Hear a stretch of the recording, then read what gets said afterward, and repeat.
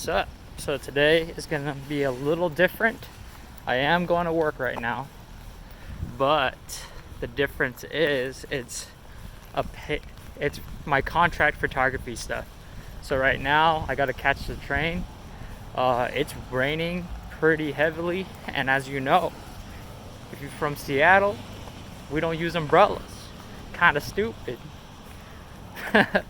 Yeah. So I'm just gonna walk to the train real quick. That'll be about 10-15 minutes, and take it all the way down to UW, and then catch a sound light bus to what's that place called? Kirkland. And once we're in Kirkland, that's where the shoot is. But after that, I'm actually gonna drop off a roll of film at the lab that Vince goes to, just because I don't know any other labs, and mainly because it's just, if Vince trusts it, I trust it, and it's actually my first roll of film I've ever shot. I loaded this film probably back in 2017 and I never finished it. That's like I've always, oh man, that's the train. That's the bus. Man.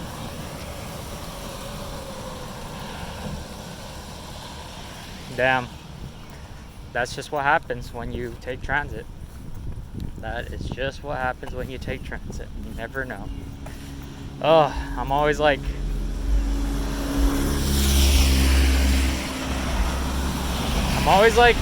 a minute too late.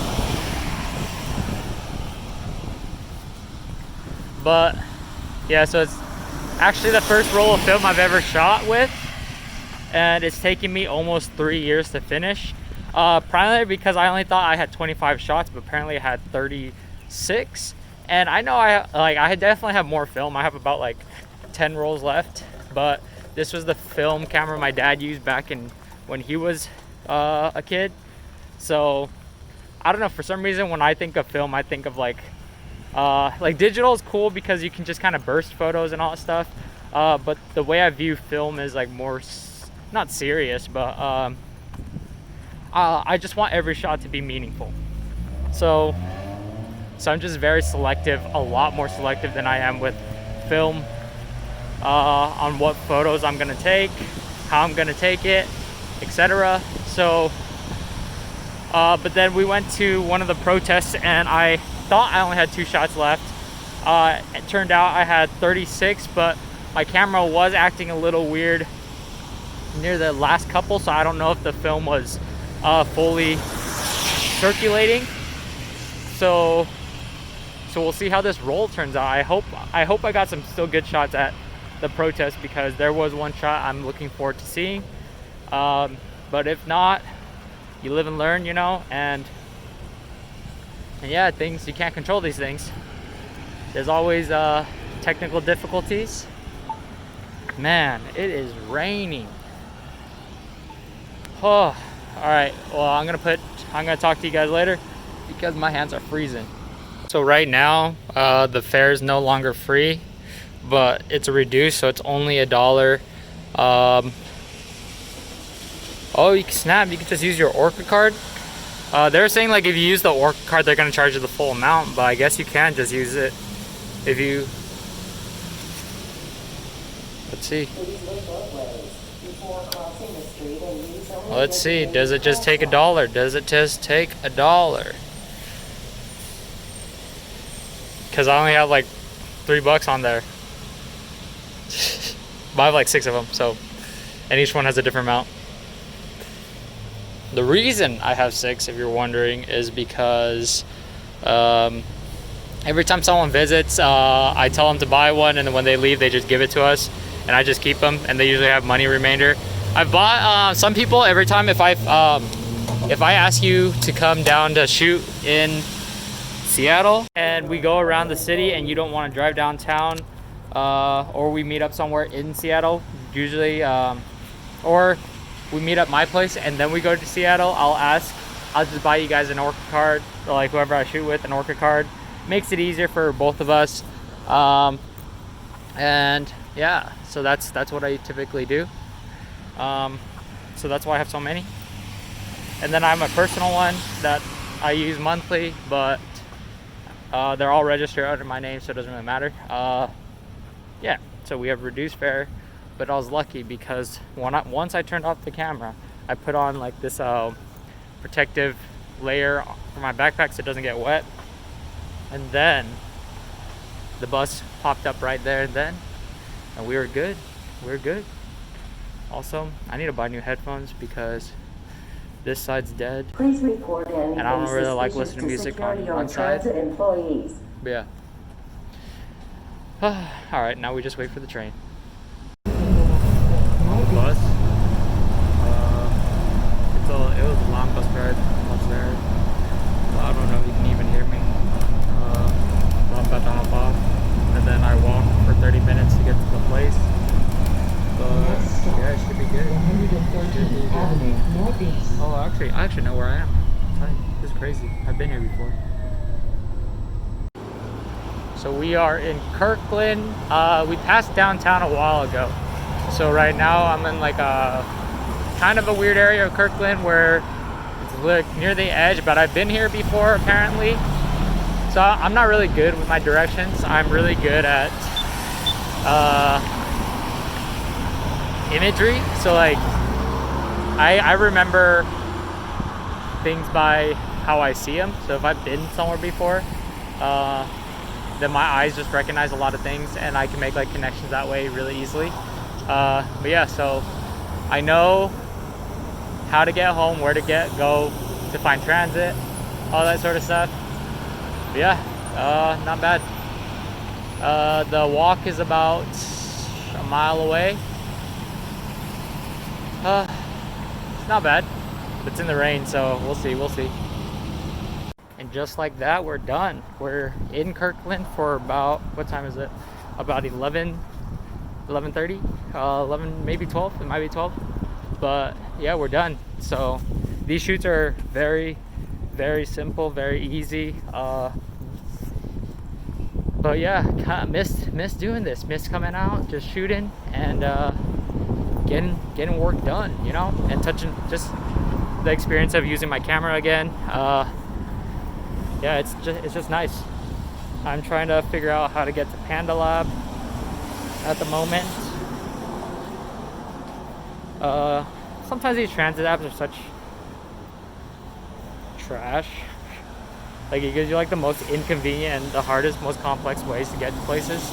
And you're like, this doesn't even make sense. Because a lot of times it doesn't like backtracking. So that's how I get like fucked over a lot. But yeah. Okay, yeah, I don't even know what the last clip really was. I don't know if I'll use it. But yeah, so basically I finished my job. Now I'm figuring out how to get to Panda Lab. Taking transit, so I have to walk a few. I think it's just a mile away. So that ain't that bad. But yeah, so hopefully after this, the contract people that I work with will know that I am reliable, I am being safe, that the clients are being safe as well, and hopefully I can start booking more things again once people get more comfortable. It's just going to be good income on top of what I'm making right now. And yeah, but besides that, I saw something recently. Me and Vince, we have a friend that asked us, what was it? He asked us if he should go full-time freelance, or he was asking Vince, and then me and Vince talk about this sort of stuff all the time, because I have friends that ask me that a lot, mostly because that's what I was doing up until as of late. And when questions like this is hard because I don't know the answers. You know, I don't know the right answer. I don't know what exactly to tell people, because freelancing is something you have to just jump into, that no one's really ready for. And even if I did tell you ins and outs and all that stuff, it's not a lesson you can learn by hearing what other people have been through. It's a lesson that you have to jump straight into. Personally, for me, I had a really good experience. I was making a living. I was actually able to pay my bills, buy groceries, and still have like just the slightest bit of savings, but I was still able to save. So at the end of the month, I was able to like slowly profit, especially near the end, before COVID started. I was making really good money, not gonna lie. I was making almost as much as I was working 3 jobs back in Utah. I think even by the end of it, I made more, which was really good. Sorry, there's a truck being loaded right now. But at the same time, I have a new respect for people who choose to work 9 to 5s. And I get like, because personally for me, I don't see myself working at 9 to 5s permanently, but as of right now, I don't plan on quitting the one I just recently got either, even though I'm not really working 9 to 5. It's more like 3 10-hour days a week. So my situation is different, but having that reliable source of income is different. It makes the security of like knowing that I will be able to pay certain things every single month is actually a lot more comforting and less stressful and easier on your mind than it is when you're freelancing and every single ounce of money you get, you have to budget and you're figuring out, will I have money to spend? Will I have money to eat? Will I, all these things. For example, I didn't work for 2 months.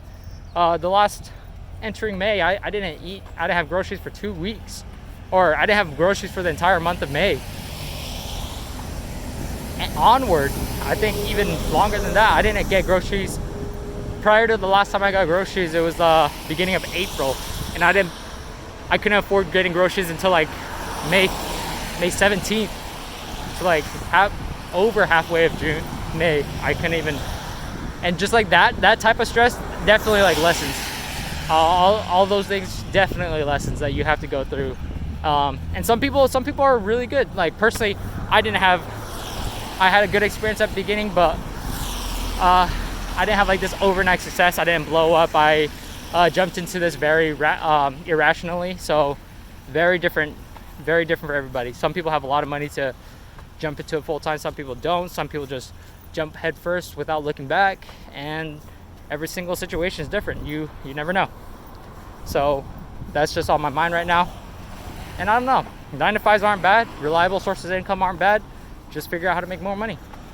All right, just hopped off the train, about to take the monorail to Panda Lab, and then yeah, the monorail is actually pretty cool. So it's right here. It's only a 1 stop, but the nice thing about it is what is it? It's very scenic. You get to see a very different area of Seattle. It's actually really nice. I really enjoy it personally. Yeah. So we just dropped off the film. Literally just dropped it off. Since it's my first time, I don't really know what I'm doing. But they said something about the film being different, as in, I don't know, they just haven't seen this film before. And it definitely is old because I'm using the same film and camera that my dad used when he was a teenager. So I have no idea how these are gonna turn. But the film, I don't think it's like necessarily that old. I think it might be from the early 2000s because he was using this camera to document a lot of our like old family photos. And yeah, once we switched to digital, he stopped using film and kept some rolls. Honestly, we could easily come out with a blank roll, which would suck because this is 3 years worth of photos and some really cool photos of the protest stuff. So that'd really suck. But if whatever, whatever. We live and learn. All I gotta say is, as much as the nice thing about photography is that you get to document memories and all this sort of stuff, but if you don't get to have any photos with you, I personally think as long as you got to experience the experience, it's worth it, Just waiting for the train now. I'll probably be here in another 20 minutes just because train only comes every 19 and 49, and it's only like 20 something right now. But yeah, I thought about going up to where I work and buying some food, but I might just go down to Othello and get some Asian food because I'm kind of craving pho. I'm craving something hot, something soup, something noodly. Sounds pretty good, to be honest. So instead of grabbing like pho or something, I'm actually just gonna go grab a banh mi, grab 2 or 3, take one home, give one to Vince, eat one on the way home, and then eat one with Vince. Man, mainly I would just get one, but the fact that they only do cash if you're under $10, and each one's like $4.75, so gotta buy 3. Might get a drink. We'll see. Got my 2 banh mi's, and I got a Thai tea instead of the extra sandwich. Yeah, so on walking home now. And I forgot how heavy carrying my camera backpack was, because I've been just carrying my regular backpack, and all that's in it is my like lunch. Other than that, I got like 3 lenses in there, and what's it called? 3 lenses and my camera body. Sometimes maybe I should go mirrorless.